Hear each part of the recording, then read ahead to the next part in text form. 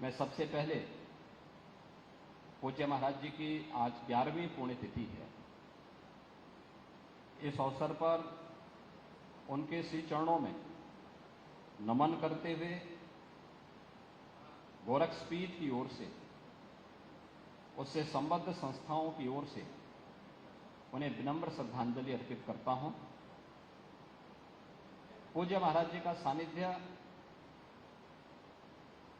गोरखपुर वासियों को, पूर्वी उत्तर प्रदेश वासियों को और देश भर के सनातन धर्मावलंबियों को बहुत नजदीक से मिला था। पूरा जीवन ही उन्होंने देश और धर्म के लिए समर्पित किया था। देश और धर्म के प्रति उनका जो भाव था वह अपने पूज्य गुरुदेव योग पुरुष ब्रह्मलीन महंत दिग्विजय नाथ जी महाराज के ही उन मूल्यों और आदर्शों को उन्होंने अपने जीवन में आत्मसात किया था, जिनके लिए महंत दिग्विजय नाथ जी महाराज ने यावत जीवन संघर्ष किया था। और उन्हीं मूल्यों और आदर्शों के लिए ये दोनों संत जीवन पर्यंत लगे रहे। याद करिए, जब यह देश गुलाम था, 1932 में उन्होंने महाप्रताप शिक्षा परिषद की स्थापना की। और शिक्षा परिषद की स्थापना के पीछे का हेतु कोई श्रेय लेने के लिए नहीं, बल्कि महाराणा प्रताप जैसे वीर योद्धा को, जो देश और धर्म के लिए जिनका प्रथम योगदान है, स्वदेश और स्वधर्म के लिए बलिदान क्या होता है, यह प्रेरणा हर भारतवासी को महाराणा प्रताप से प्राप्त होती है। तो महाराणा प्रताप के प्रति कृतज्ञता ज्ञापित करते हुए उनके नाम पर उन्होंने पहली संस्था स्थापित की। फिर यह श्रृंखला आगे बढ़ती गई। महाराणा प्रताप कॉलेज बना, महाराणा प्रताप महिला कॉलेज बना, देश स्वतंत्र हुआ, गोरखपुर में विश्वविद्यालय की स्थापना हो और पहला विश्वविद्यालय गोरखपुर में स्थापित हो। इस भाव के साथ तत्कालीन जब सरकार ने कहा कि भाई पैसा है नहीं, अभी देश आजाद हुआ है, जिस क्षेत्र के लोग उस समय की अनुसार उतनी प्रॉपर्टी उपलब्ध करवाएंगे, उस क्षेत्र में हम लोग विश्वविद्यालय बनाएंगे।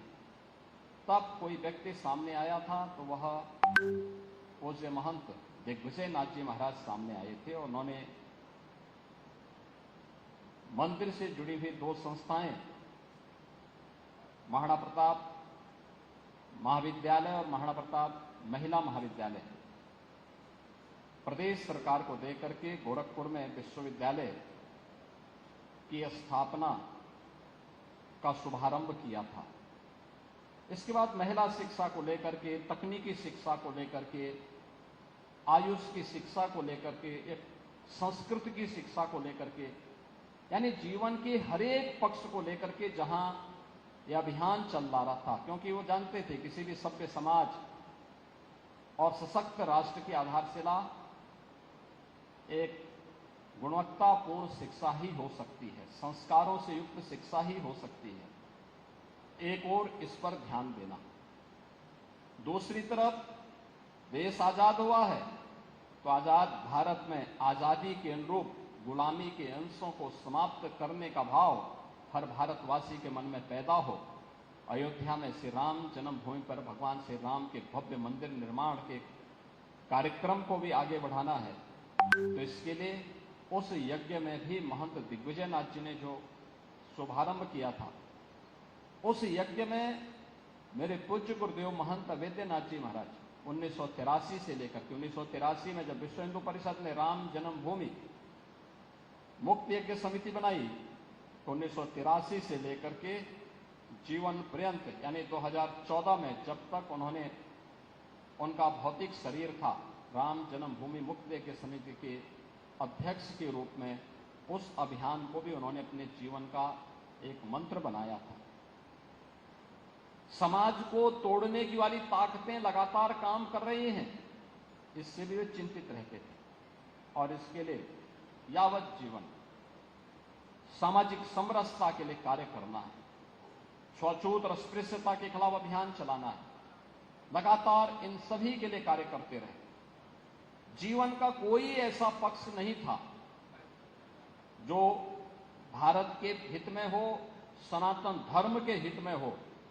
और आचार्य द्वय महंत दिग्विजयनाथ जी महाराज और महंत अवैधनाथ जी महाराज का उसमें सक्रिय सहभागिता उस कार्यक्रम में न रही हो, ऐसा पक्ष देख पाना बहुत कठिन था।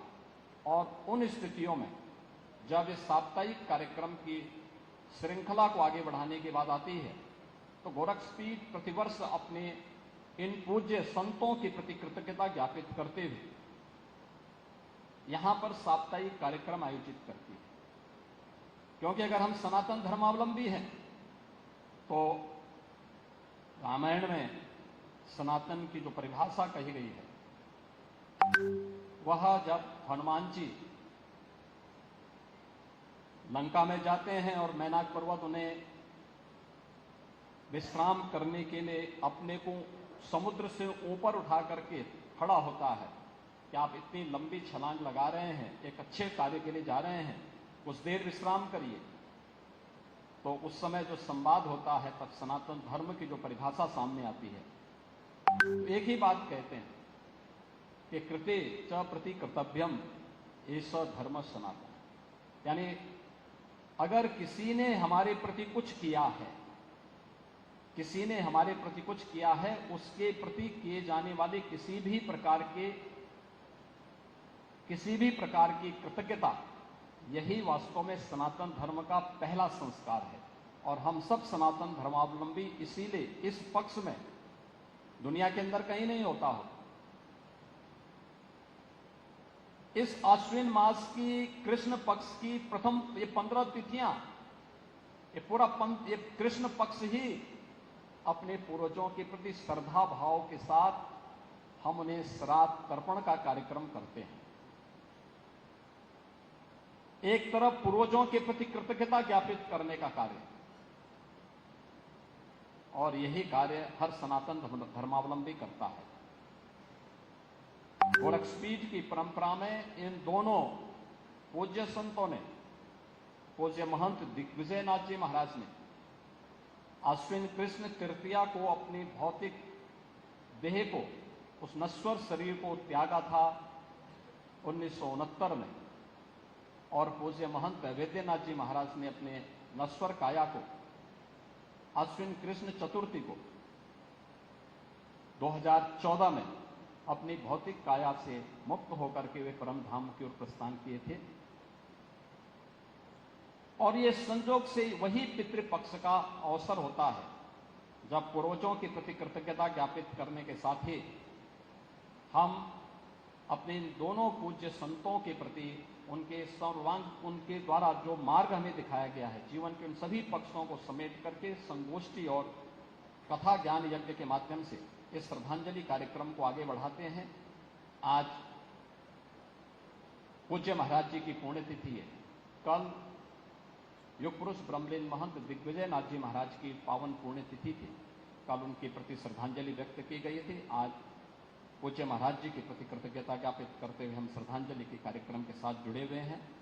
मैं इस अवसर पर गोरक्षपीठ और गोरखपुर वासियों की ओर से,